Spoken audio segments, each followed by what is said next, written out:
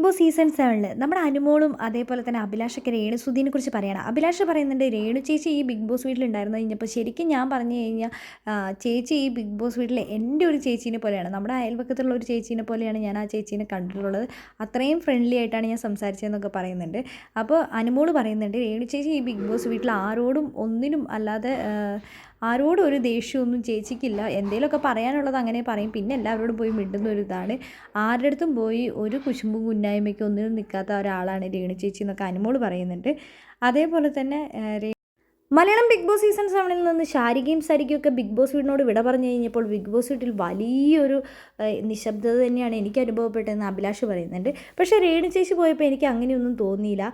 രേണു ചേച്ചി പോയപ്പോൾ എല്ലാവരും അത് അക്സെപ്റ്റ് ചെയ്തു. രേണു പോയപ്പോഴും അതേപോലെ തന്നെ ഉള്ളപ്പോഴും ആർക്കും അങ്ങനെ ഒരു ഫീലിങ്സ് ഒന്നും ഉണ്ടായിരുന്നില്ല. അതുകൊണ്ട് തന്നെ രേണു ചേച്ചീനെ മിസ് ചെയ്യുന്നുണ്ടെന്ന് അനുമോള് പറയുന്നുണ്ട്.